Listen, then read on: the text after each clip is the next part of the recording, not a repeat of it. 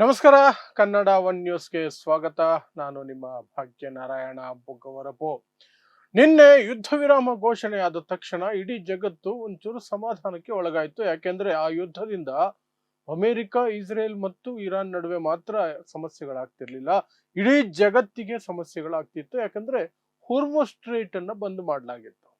ಹುರ್ಮುಜ್ straight ಅಲ್ಲಿ ಜಗತ್ತಿನ 20% oil, ತೈಲ ಟ್ರಾನ್ಸ್ಪೋರ್ಟ್ ಆಗುತ್ತೆ. ಹಾಗಾಗಿ ಇಡೀ ಜಗತ್ತಲ್ಲಿ ಸಾಕಷ್ಟು ದೇಶಗಳಲ್ಲಿ ಇನ್ಕ್ಲೂಡಿಂಗ್ ಇಂಡಿಯಾ ಪೆಟ್ರೋಲ್, ಡೀಸೆಲ್ ಮತ್ತು ಗ್ಯಾಸ್ ವಿಚಾರವಾಗಿ ಬಹಳ ತೊಂದರೆಗಳನ್ನ ಅನುಭವಿಸ್ತಾ ಇದ್ದೀವಿ. ಅಷ್ಟು ಮಾತ್ರ ಅಲ್ಲ, ಶೇರ್ ಮಾರ್ಕೆಟ್ಗಳು ಎಲ್ಲ ಕಡೆಯಿಂದ ಕುಸಿತಾ ಇದ್ದಾವೆ. ಬೇರೆ ಬೇರೆ ವಿಚಾರಗಳಲ್ಲಿ ಸಹ ಇಡೀ ಜಗತ್ತಲ್ಲಿ ಸಾಕಷ್ಟು ಆತಂಕ ಮನೆ ಮಾಡಿತ್ತು. ಅದಕ್ಕೆ ಒಂಚೂರು ರಿಲ್ಯಾಕ್ಸೇಷನ್ ಅನ್ನೋ ರೀತಿಯಲ್ಲಿ ನಿನ್ನೆ ಅಮೆರಿಕ ಪಾಕಿಸ್ತಾನದ ಕಾಲಿಗೆ ಬಿತ್ತೋ ಕೈಗೆ ಬಿತ್ತೋ ಏನೇನೋ ಸುದ್ದಿಗಳಿದಾವೆ. ಬಟ್ ಹೇಗೋ ಒಂದು ಯುದ್ಧ ವಿರಾಮ ಆಯ್ತು. ಹೊರ್ಮುಜ್ ಸ್ಟ್ರೈಟ್ ಅನ್ನ ಇರಾನ್ ಮುಕ್ತ ಮಾಡುತ್ತೀನಿ ಅಂತ ಒಪ್ಕೊಳ್ತು. ಆ ಮೂಲಕ ಯುದ್ಧವೂ ಸಹ ಒಂದು ರೀತಿಯಾಗಿ ಕನಿಷ್ಠ 14 ದಿನಗಳಿಗೆ ನಿಂತಿರುತ್ತೆ. ಹೊರ್ಮುಜ್ ಸ್ಟ್ರೈಟ್ ಸಹ ಮತ್ತೆ ಕಾರ್ಯಾಚರಣೆ ನಡೆಸುತ್ತೆ. ಎಲ್ಲವೂ ಸುಸೂತ್ರವಾಗಿ ಆಗ್ತಾ ಹೋಗುತ್ತೆ. ಮಾತುಕತೆಗಳು ನಡೆಯುತ್ತೆ. ಶಾಂತಿ ಮಾತುಕತೆಗಳೇನಾದ್ರೂ ಉಪಯುಕ್ತವಾಗಿ ಅದು ಸಕ್ಸಸ್ ಆದರೆ ಯುದ್ಧ ಸಂಪೂರ್ಣವಾಗಿ ನಿಲ್ಲುತ್ತೆ ಅಂತ ಎಲ್ಲರೂ ಅನ್ಕೊಂಡಿದ್ರು. ಆದರೆ ಕೆಲವೇ ಗಂಟೆಗಳಲ್ಲಿ ರಕ್ತ ಪಿಪಾಸು ಅಂತ ಕರೆಯಲ್ಪಡುವಂತಹ ಇಸ್ರೇಲ್ ತಾನು ಯಾಕೆ ಎಷ್ಟು ಕ್ರೂರಿ ಅಂತ ಹೆಸರು ಮಾಡ್ಕೊಂಡಿದ್ದೀನಿ, ತನ್ನ ಕ್ರೂರತ್ವ ಎಷ್ಟಿದೆ ಅನ್ನೋದನ್ನ ತೋರಿಸುವ ರೀತಿಯಲ್ಲಿ ಲೆಬನಾನ್ ಮೇಲೆ ದಾಳಿ ನಡೆಸ್ತು. ಲೆಬನಾನ್ ಮೇಲೆ ದಾಳಿ ನಡೆಸಿ ಸುಮಾರು 300ಕ್ಕೂ ಹೆಚ್ಚು ಜನರನ್ನ, ಅದರಲ್ಲೂ ಸಣ್ಣ ಸಣ್ಣ ಮಕ್ಕಳನ್ನ ಕೊಂದು ಹಾಕ್ತು. 1000ಕ್ಕೂ ಹೆಚ್ಚು ಜನ ಗಂಭೀರವಾಗಿ ಗಾಯಗೊಂಡಂತೆ ಒಂದು ದೊಡ್ಡ ದಾಳಿಯನ್ನ ನಡೆಸ್ತು. ಅದಕ್ಕೆ ಪ್ರತ್ಯುತ್ತರವಾಗಿ ಇರಾನ್ ತಿರುಗಿ ಬೀಳಲೇಬೇಕಿತ್ತು. ಯುದ್ಧ ವಿರಾಮದ ನಡುವೆನೆ ಕೆಲವೇ ಗಂಟೆಗಳಲ್ಲಿ ಮತ್ತೆ ಹೊರ್ಮುಜ್ ಸ್ಟ್ರೈಟ್ ಅನ್ನ ಬಂದ್ ಮಾಡಬಹುದು. ಹೊರ್ಮುಜ್ ಸ್ಟ್ರೈಟ್ ಅನ್ನ ಬಂದ್ ಮಾಡಿದ್ದು ಮಾತ್ರ ಅಲ್ಲ, ಇಸ್ರೇಲ್ ಮೇಲೂ ದಾಳಿ ನಡೆಸ್ತು, ಈ ಕಡೆ UAE ಮೇಲೂ ದಾಳಿ ನಡೆಸ್ತು ಇರಾನ್.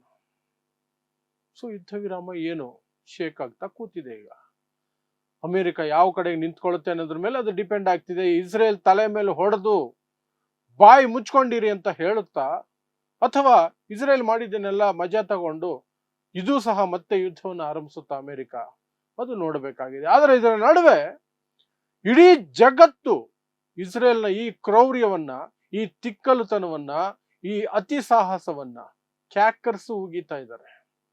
ನಿಮ್ಮಿಂದ ಇಡೀ ಜಗತ್ತಲ್ಲಿ ಶಾಂತಿ ಇಲ್ಲದಂತಾಗಿದೆ ಅಂತ ಇಸ್ರೇಲ್ನ ಬಾಯಿಗೆ ಬಂದಂಗೆ ಟೀಕೆ ಮಾಡ್ತಿದ್ದಾರೆ. ಅಂತಹದ್ದು ಕೆಲವು ದೇಶಗಳ ಪಟ್ಟಿಯನ್ನ ನಿಮ್ಮ ಮುಂದೆ ಇಡ್ತೇನೆ. ಯಾವೆಲ್ಲ ದೇಶಗಳು, ಅರಬ್ ರಾಷ್ಟ್ರಗಳನ್ನು ಒಳಗೊಂಡಂತೆ ಯಾವೆಲ್ಲ ರಾಷ್ಟ್ರಗಳು ಯಾವೆಲ್ಲ ರೀತಿಯಲ್ಲಿ ಇಸ್ರೇಲ್ ಅನ್ನ ಟೀಕೆ ಮಾಡಿದಾವೆ ಅಂತ. ರಷ್ಯಾ ಅಂತೂ ಒಂದು ಹೆಜ್ಜೆ ಮುಂದೆ ಹೋಗಿ ಜಗತ್ತಿನಲ್ಲಿ ಶಾಂತಿ ಸ್ಥಾಪನೆ ಆಗಬೇಕು ಅಂದ್ರೆ ಇಸ್ರೇಲ್ ಅನ್ನ ತುಂಡು ತುಂಡು ಮಾಡಬೇಕು ಅಂತ ಇರೋದೇ ಇಷ್ಟು ಇಸ್ರೇಲ್. ಅದನ್ನು ಸಹ ಒಂದಷ್ಟು ಭಾಗಗಳನ್ನಾಗಿ ಮಾಡಿದ್ರೆ ಮಾತ್ರ ಶಾಂತಿ ಸ್ಥಾಪನೆ ಸಾಧ್ಯ ಅಂತ ರಷ್ಯಾ ಹೇಳ್ತಾ ಇದೆ. ಬೇರೆ ದೇಶಗಳು ಎಚ್ಚರಿಕೆ ಕೊಟ್ಟಿದ್ದಾವೆ, ಅರಬ್ ರಾಷ್ಟ್ರಗಳು ಉಗಿದಿದ್ದಾವೆ. ಸೊ ಏನೇನು ಯಾವ್ಯಾವ ರಾಷ್ಟ್ರ ಏನೇನು ಹೇಳಿದೆ ಅನ್ನೋದನ್ನ ಒಂದಷ್ಟು ಸಂಕ್ಷಿಪ್ತವಾಗಿ ತಿಳಿಸುವಂತಹ ಪ್ರಯತ್ನವನ್ನು ಮಾಡ್ತೀನಿ. ಮೊದಲಿಗೆ ಮಿಡಿಲ್ ಈಸ್ಟರ್ನ್ ಕಂಟ್ರೀಸ್, ಅರಬ್ ರಾಷ್ಟ್ರಗಳು ಅಂತ ಏನ್ ಕರಿತೀವಿ, ಅದರಲ್ಲಿ ಕತಾರ್ ಅಂತೂ ಬಹಳ ಸಿಟ್ಟು ಮಾಡ್ಕೊಂಡಿದೆ. ಅಲ್ಲಿನ ಫಾರಿನ್ ಮಿನಿಸ್ಟ್ರಿ ಒಂದು ಸ್ಟೇಟ್ಮೆಂಟ್ ಅನ್ನು ಬಿಡುಗಡೆ ಮಾಡಿದೆ.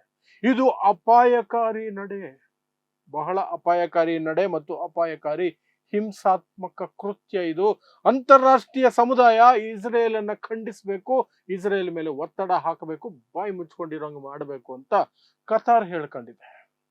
ಕತಾರು ಅಮೆರಿಕಾಗೆ ವಾಯುನೆಲೆ ಕೊಟ್ಟಿರುವಂತಹ ದೇಶ. ಕತಾರಿಂದಾನೇ ಇರಾನ್ ಮೇಲೆ ಅಮೆರಿಕಾದವರು ಮಿಸೈಲ್ಗಳನ್ನು ಬಿಡ್ತಾ ಇದ್ದಿದ್ದು. ಅಂತಹ ಕತಾರ್ ಹೇಳ್ತಾ ಇದೆ ಇಸ್ರೇಲ್ ಮಾಡ್ತಾ ಇರುವಂತಹದ್ದು ಹಿಂಸಾತ್ಮಕ ಕೃತ್ಯ, ಅಂತಾರಾಷ್ಟ್ರೀಯ ಸಮುದಾಯ ತಲೆ ಮೇಲೆ ಹೊಡಿಬೇಕು ಅಂತ ಹೇಳ್ತಾ ಇದೆ. ಆನಂತರ ಈಜಿಪ್ಟ್ ಹೇಳ್ತಾ ಇದೆ ಕ್ಷೇತ್ರೀಯ ಅಂದ್ರೆ ಆ ಕ್ಷೇತ್ರದ ಶಾಂತಿ ಪ್ರಕ್ರಿಯೆಗೆ ಈ ದಾಳಿ, ಲೆಬನಾನ್ ಮೇಲೆ ಇಸ್ರೇಲ್ ನಡೆಸಿರುವಂತಹ ದಾಳಿ ಬಹಳ ಅಪಾಯಕಾರಿ, ಶಾಂತಿ ಸ್ಥಾಪನೆ ಕಷ್ಟ ಆಗುತ್ತೆ ಇಸ್ರೇಲ್ನ ಈ ನಡೆಯಿಂದ ಅಂತ ಈಜಿಪ್ಟ್ ತನ್ನ ಆಕ್ರೋಶನ ಹೊರಗಡೆ ಹಾಕಿದೆ. ಇನ್ನು ತುರ್ಕಿ ಹೇಳ್ತಾ ಇದೆ ಇಸ್ರೇಲ್ ಮತ್ತು ಅಮೆರಿಕನ್ನು ಸೇರಿಸ್ಕೊಂಡು ಹೇಳ್ತಾ ಇದೆ ಯುದ್ಧ ವಿರಾಮವನ್ನ ಗೌರವಿಸ್ತಾ ಇಲ್ಲ, ಅಂತಾರಾಷ್ಟ್ರೀಯ ಕಾನೂನುಗಳನ್ನ ಗೌರವಿಸ್ತಾ ಇಲ್ಲ, ತಮಗೆ ಇಷ್ಟ ಬಂದ ಹಾಗೆ ನಡ್ಕೊಳ್ತಿದ್ದಾರೆ, ಇದನ್ನ ಒಪ್ಪೋದಕ್ಕೆ ಸಾಧ್ಯ ಇಲ್ಲ ಅಂತ ತುರ್ಕಿ ಹೇಳ್ತಾ ಇದೆ. ತುರ್ಕಿ ಆ ನಂತರ ಒಮಾನ್ ಒಮಾನ್ ಲೆಬನಾನ್ ಮೇಲಿನ ದಾಳಿಯನ್ನ ತೀವ್ರವಾಗಿ ಖಂಡಿಸ್ತಾ ಇದೆ. ಇಂತಹ ದಾಳಿ ನಡೆದಿರುವಂತಹದ್ದು ದುರದೃಷ್ಟಕರ. ಯುದ್ಧ ವಿರಾಮದ ನಡುವೆ ಈ ದಾಳಿ ನಡೆದಿರೋದು ಇನ್ನೂ ದೊಡ್ಡ ತಪ್ಪು, ನಾವು ಖಂಡಿಸ್ತೀವಿ ಅಂತ ಒಮಾನ್ ಹೇಳ್ಕೊಳ್ತಿದೆ.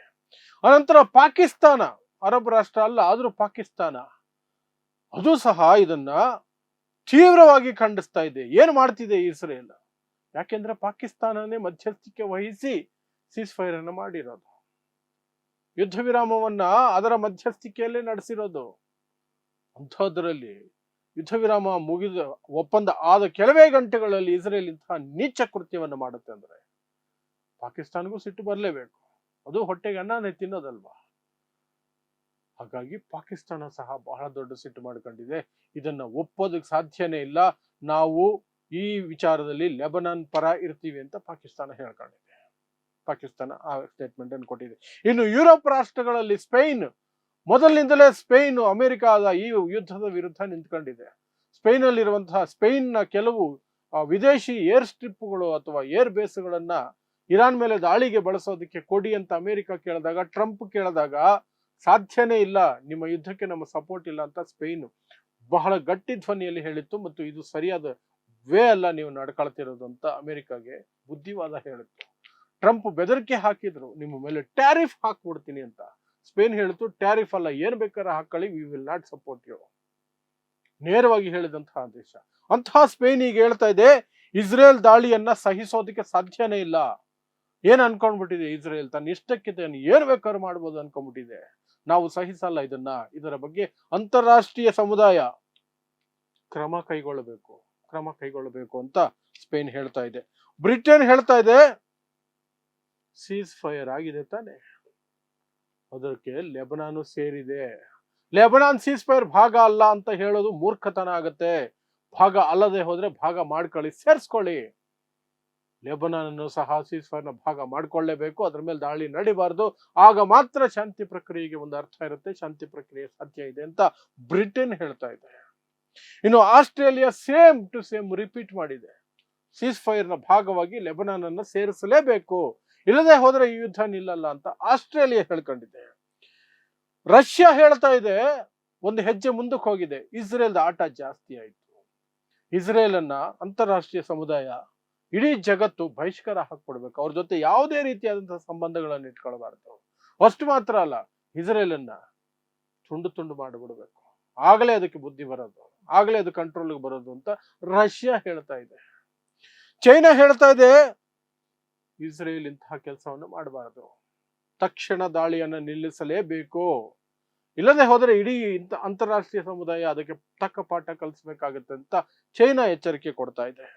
ಇದರ ನಡುವೆ ಯುನೈಟೆಡ್ ನೇಷನ್ಸ್, ಸಂಯುಕ್ತ ರಾಷ್ಟ್ರಗಳು, ಅದು ಸಹ ಕೆಂಡಾಮಂಡಲ ಆಗಿದೆ. ತೀವ್ರ ಖಂಡನೆಯನ್ನ ವ್ಯಕ್ತಪಡಿಸಿದೆ ಮತ್ತು ಹೇಳ್ತಾ ಇದೆ, ಇದು ಎಂಥದ್ದಿದು, ಅಮಾನವೀಯ ಹಿಂಸಾತ್ಮಕ ಕೃತ್ಯ, ಇದು ಈ ರೀತಿ ಮಾಡಬಾರದು, ಅಲ್ಲಾಗಿರುವ ಸಾವು ನೋವುಗಳನ್ನು ನಾವು ಸಹಿಸೋದಕ್ಕೆ ಸಾಧ್ಯನೇ ಇಲ್ಲ, ಕ್ರಮ ಕೈಗೊಳ್ಳಬೇಕಾಗತ್ತೆ ಅಂತ ಇಸ್ರೇಲ್ಗೆ ಎಚ್ಚರಿಕೆ ಕೊಟ್ಟಿದೆ ಯುನೈಟೆಡ್ ನೇಷನ್ಸ್. ಏನ್ ಕ್ರಮ ಕೈಗೊಳ್ಳುತ್ತೋ ಇಲ್ವೋ, ಅಟ್ಲೀಸ್ಟ್ ಆ ಸ್ಟೇಟ್ಮೆಂಟ್ ಕೊಡುವಷ್ಟಾದ್ರೂ ತೋರಿಸ್ಕೊಂಡಿದ್ದಿಲ್ಲ. ಸೊ ಈ ರೀತಿಯಾಗಿ ಎಲ್ಲ ದೇಶಗಳು, ಆಲ್ಮೋಸ್ಟ್ ಜಗತ್ತಿನಾದ್ಯಂತ ಮುಖ್ಯವಾದ ದೇಶಗಳು ಅಥವಾ ಈ ಯುದ್ಧಕ್ಕೆ ಸಂಬಂಧಪಟ್ಟಂತಹ ದೇಶಗಳು ತಮ್ಮ ಖಂಡನೆಯನ್ನು ವ್ಯಕ್ತಪಡಿಸಿದಾವೆ, ಇಸ್ರೇಲ್ ವಿರುದ್ಧ ಗುಡುಗಿದಾವೆ.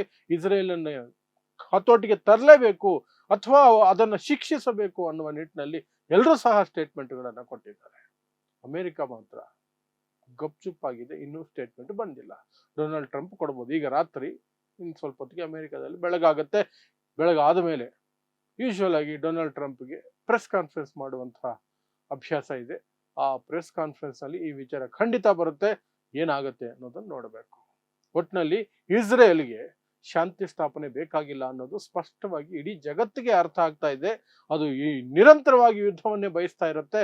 ಅದು ಯುದ್ಧವನ್ನ ನಿರಂತರವಾಗಿ ಮುಂದುವರ್ಸ್ಕೊಂಡು ಹೋಗ್ಬೇಕು ಅನ್ನೋದಕ್ಕೆ ಏನ್ ಮಾಡಬೇಕು, ಎಂತಹ ನೀಚತನಕ್ಕೆ ಇಳಿತಾ ಇರುತ್ತೆ ಅಂತ ಇಡೀ ಜಗತ್ತಿಗೆ ಈಗ ಅರ್ಥ ಆಗಿದೆ. ಹಾಗಾಗಿ ಇಸ್ರೇಲ್ಗೆ ಇನ್ನು ಮೇಲೆ ಒಳ್ಳೆಯ ಟೈಮ್ ಇದೆ ಅಂತ ಯಾರು ಅನ್ಕೋಬೇಕಾಗಿಲ್ಲ. ಇಸ್ರೇಲ್ಗೆ ಏನೋ ಒಂದು ಕೇಡುಗಾಲ ಬಂದಿದೆ, ಹಾಗಾಗಿ ಅದು ಅತಿರೇಕವಾಗಿ ಆಡ್ತಾ ಇದೆ, ಅತ್ಯಂತ ಕೆಟ್ಟದಾಗಿ ನಡ್ಕೊಳ್ತಾ ಇದೆ, ಅಮಾನವೀಯವಾಗಿ ನಡ್ಕೊಳ್ತಾ ಇದೆ. ಯಾಕಂದ್ರೆ ಲೆಬನಾನ್ ನಲ್ಲಿ ಸತ್ತಿರುವಂತಹದ್ರಲ್ಲಿ ಸಣ್ಣ ಸಣ್ಣ ಮಕ್ಕಳು ಹೆಚ್ಚಿಗೆ ಇದ್ದಾರೆ. ಗಾಜಾದಲ್ಲಿ ಕಳೆದ 3 ವರ್ಷಗಳಲ್ಲಿ ಸುಮಾರು 30,000 ಪುಟ್ಟ ಮಕ್ಕಳನ್ನ ಕೊಂದಿರೋ ನೆತನ್ಯಾಹು ಮತ್ತು ಇಸ್ರೇಲ್ ಈಗ ಲೆಬನಾನ್ನಲ್ಲಿ ಅದೇ ಮಾರಣ ಹೋಮವನ್ನು ಮಾಡ್ತಾ ಇದೆ. ಆಲ್ರೆಡಿ 10 ಲಕ್ಷ ಜನ ದಕ್ಷಿಣ ಲೆಬನಾನ್ನಿಂದ ಮೇಲ್ಭಾಗಕ್ಕೆ ಸ್ಥಳಾಂತರಗೊಂಡಿದ್ದಾರೆ, ಗುಳೆ ಹೋಗಿದ್ದಾರೆ ಬಿಕಾಸ್ ಆಫ್ ಇಸ್ರೇಲ್ಸ್ ಅಟ್ಯಾಕ್. ಆದರೂ ಸಮಾಧಾನ ಆಗಿಲ್ಲ. ಇದಕ್ಕೆ ರೆಸಿಡೆನ್ಷಿಯಲ್ ಏರಿಯಾಗಳ ಮೇಲೆ ಟಾರ್ಗೆಟ್ ಮಾಡಿ ಪುಟ್ಟ ಪುಟ್ಟ ಮಕ್ಕಳು, ವಯಸ್ಸಾದವರು, ಮಹಿಳೆಯರು ಎಲ್ಲರನ್ನೂ ಕೊಂದು ಹಾಕ್ತಾ ಇದೆ. ಸೊ ಇದಿಷ್ಟು ಯುದ್ಧ ವಿರಾಮ ಘೋಷಣೆಯಾದ ಕೆಲವೇ ಗಂಟೆಗಳಲ್ಲಿ ಇಸ್ರೇಲ್ ಅದನ್ನು ಧಿಕ್ಕರಿಸಿದ ರೀತಿಯಲ್ಲಿ ಲೆಬನಾನ್ ಮೇಲೆ ದಾಳಿ ಮಾಡಿ ಅಲ್ಲಿ ಅಮಾಯಕರನ್ನು ಕೊಂದು ಇಡೀ ಜಗತ್ತಿನ ಕೈಲಿ ಈಗ ಉಗಿಸ್ಕೊಳ್ತಾ ಇರುವಂತಹ ಪ್ರಮೇಯ ಮತ್ತು ಅದಕ್ಕೆ ಸಂಬಂಧಪಟ್ಟಂತೆ ವಿಚಾರಗಳು ಅಷ್ಟೇ. ಸೊ ನೋಡ್ತಾ ಇರಿ ಸಮಾಜಕ್ಕಾಗಿ ಕನ್ನಡ 1 ನ್ಯೂಸ್. ನಮಸ್ಕಾರ.